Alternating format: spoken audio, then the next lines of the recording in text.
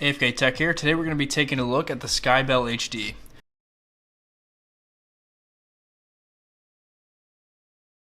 So SkyBell reached out to me and said, hey, do you want to check out our doorbell and see what it's all about?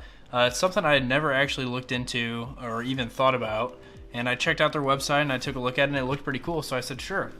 So we're going to go ahead today and we're going to open it up, unbox it. I'm going to do kind of a little bit of a short install video on setting it up and then kind of my overall thoughts and what I think about it and if it's something you should actually get for yourself.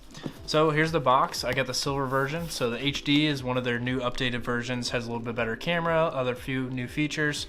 They got a little bit of Nest integration. It's not super expansive. We can expand on that later.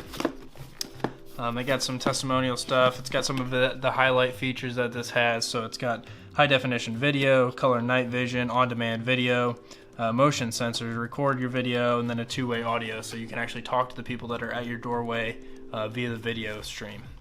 So let's go ahead and get it open.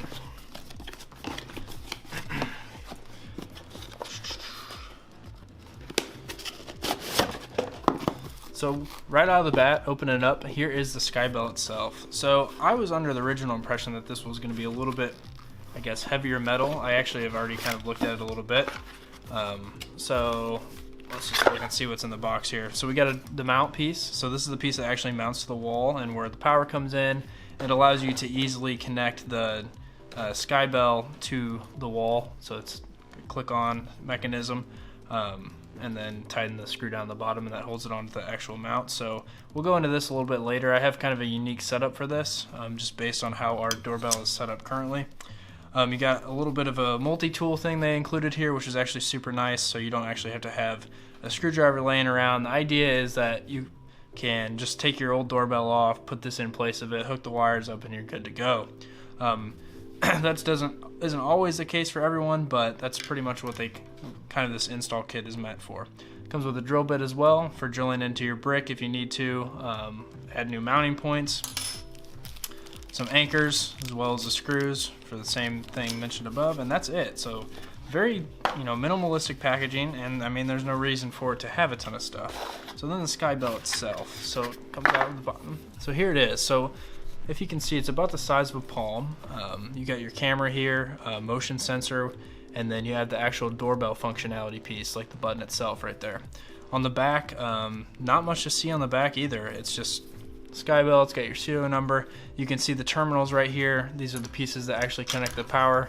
So the base has the screws in it where the existing power goes into it. And then once you push this onto it, the terminals line up here and they provide power to the doorbell itself. So I'm going to go ahead and show you guys how I'm going to power it. I'm going to rig up a little bit of a power supply since we don't have a doorbell power supply currently installed at my house. Since we don't currently have a doorbell actually installed with a working power supply, we have the wires that are at the front door, but nothing else. I'm actually going to craft up my own little power supplies for the SkyBell. So what you're going to need, based on the wire diagram on their website, is a 10 watt, 10 ohm resistor. So that's very key, as well as a 12 volt power supply that provides at least 833 milliamps, which is 0.83 amps. So anything around 0.83 as long as it's above it. So a 1 amp power supply, 12 volt will work fine, which is what I have here. So this is just an old power supply I had laying around.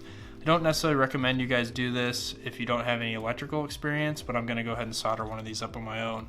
They do have them for sale. They have some on Amazon, companies that make independent power supplies for these. So you can just buy them and not have to worry about all this fun stuff. So I just have a soldering iron here, some solder, some wire cutters and strippers, the resistor itself, and a 12 volt power supply. Another note, if you do end up actually doing this on your own, one, make sure you get the polarity right. So if you don't know what I'm talking about, that's positive and negative. Make sure you're lined up. Usually the dashed wire is the positive wire. And then also make sure you check with a voltmeter or multimeter what kind of voltage these are putting out, because sometimes these power supplies don't put out a clean 12 volts. This one was one I was going to use as an even chunkier one, older one laying around. And I stripped the wires off of it and I did a little quick test with it, and it was putting out around 16 volts, which is a little bit too high for what I would like to see. The idea is that when you do have something on it pulling 12 volts, the load goes down, the load goes up, so then the actual voltage that's provided to the device is closer to 12. But you don't want to risk it with more delicate electronics such as the SkyBell itself. So I'm going to go ahead and solder this stuff up.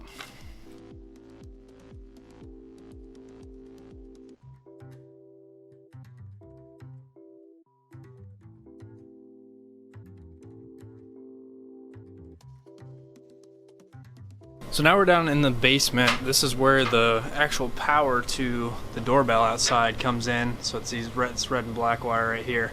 So all I'm gonna do is really just plug it in and then wire nut these two wires together with the ones I just soldered up with the new resistor. And then we'll go outside and we'll go ahead and get the doorbell actually set up on the wires outside. So this is currently what we have in place of our doorbell. So there was an old PA system in our house that we ended up taking out because the whole main board fried out, so there wasn't actually a doorbell chime or transformer set up in the house. So this is why I had to rig up that little power supply that I'd made. So right now I got this wire hanging out because I was just testing it earlier this week before I got the bell, and then this is what's currently here. So the problem with this is there is a big hole in the wall behind this for where this intercom actually hooks up to the brick.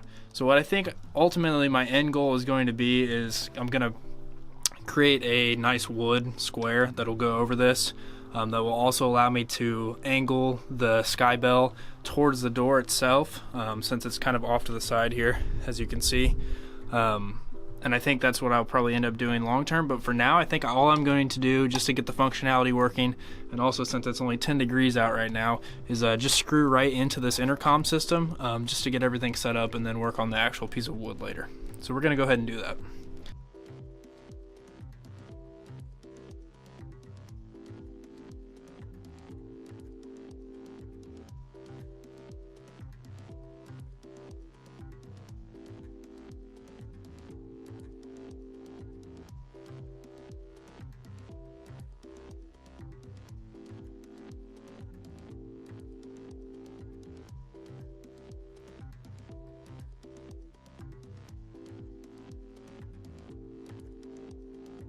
Okay, so I'm back outside. I got the two leads here that I have hooked up down the basement. They're not hot yet. Don't be working with this stuff don't be plugging it in until you get everything hooked up. So I'm gonna go ahead and strip these off, and then I'm gonna go ahead and route them through the speaker grill we just put a hole in, and also make sure they're hooked up to the terminals correctly. Okay, so I went ahead and got this all mounted up. So it went on there pretty easy. These terminals aren't labeled. I think that's just for the sanity of some people who aren't really experienced with power. That might help them a little bit. So I got my red and black lead that I'll be hooking up downstairs, and we're gonna go ahead and put the doorbell itself on there. So it kind of just hooks up on the top here. So you hook it on the top of the mount, and then you can loosen up the screw down on the bottom, and then you go ahead and push it on. So we'll go ahead and get this all set up here. All mounted up. Not the most elegant solution in this certain situation, but definitely doable. Once I get a actual nice piece of wood mounted up, it'll definitely look a lot better. But this doorbell does look really sleek. Definitely has a more modern aesthetic, and I really like the silver over the black personally. So I'm really glad that I got that one sent to me. So we're gonna go ahead and get this set up now. I'm gonna go ahead and power it on, and we'll go from there.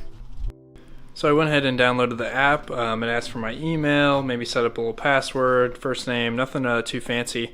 And then this is what it brought me to. Here's a SkyBell fully installed. As you can see, it's in the green ready state right now. And so that's what it sits in majority of the time. That just indicates that it's ready for operation, or that is fully functional and ready to be used. So we're just gonna go ahead and do a quick test. Get my phone out here. I just have it on I'll just actually lock it up. So I got my iPhone, I'm gonna push the button. And so then almost instantly an alert pops up on my phone saying that SkyBell, that the front door was pressed. So you can customize what the name. So if you have multiple of these bells or multiple entrances, then you can go ahead and get to each of the different ones. So as you can see here, then now I'm on camera here. I can talk to myself by pushing the hold to talk, and then I can also hang up. One thing I'm not a huge fan of is the hold to talk mutes the microphone on this end. I mean, it makes sense because if you're speaking out of the speaker on the SkyBell itself, and then you have the microphone on the SkyBell also picking up, you're going to get a situation where obviously you can hear yourself, there'll be an echo. But it is kind of difficult because sometimes you'll cut off the person that you're talking to while, you know, trying to talk to them. They might not be done with their sentence yet, and you might want to say something. So that's one thing to keep up. I mean, you're not going to be having full-fledged conversations on this, so that's definitely not a big knock in that department. Another issue I kind of struggled with here for the first day was I had a little bit of electrical interference. I sighted that towards my power supply. I wiggled the resistor around a little bit, my shoddy resistor job, and that kind of fixed that up a little bit. I'm going to talk to them about that, see if they've had any other issues. But otherwise, I mean, this is actually really nice. I'm setting it up on other people that are in my house's phones. That way they're able to get the alerts for it at all times. And as you see, it's white still, so that's indicating that it's in a call. If we do a hang up, then it's going to hang up the phone, and then that's going to go back to the green ready state. So the other nifty thing about this app is it has an on-demand function, so it allows you to go back in time if this focuses anytime today. So as you can see here on this list, these are button presses, other times that I've activated the watch the camera live function, and then you can also just do that by clicking watch live. Other settings that are in here, you guys can check this app out online, but they have like things like motion detection. You can keep your chime on if you have a chime already installed in your house. Change the image quality, speaker volume, what color the LED is when it's sitting there. We can change it to red if you're trying to match something. So it's pretty cool. It's got a little bit of customizability, but otherwise there's not a whole lot to it. It pretty much just hooks up and it's pretty good to go. I think the only thing that I'm really looking forward to changing is, you know, eventually getting this a nicer piece of wood set up here and also angling it away, because as you could see on camera, it captures a lot of this brick wall since it's such a wide angled lens, and I'd like that to get more centered on where the actual subject's going to be when I'm trying to talk to them. So I'm going to go ahead and wrap this video up here. I definitely recommend this, especially if you're in a situation where your doorbell's not working or you want something new tech, you got connected home going on, because it's definitely a very cool device and it's got a lot of practical uses. There's one of the testimonials I saw online was, you know, people weren't at their house and someone, you know, pressed the doorbell and they're able to say, oh, we're at dinner right now. So let's say that's a burglar, for example. You can tell them we're inside having dinner or whatever, and they're gonna, you know, bug off or whatever. So it's pretty nice, as well as the motion detection to see if, you know, someone's like snooping around your front door. You can get a picture on it, which is kind of cool for security purposes. Otherwise, that's all I got for you guys today. Be sure to click on my Amazon link down in the video description. Make sure you're subscribed. I'll link off to SkyBell down there. And this is AFK Tech signing off. Have a good one.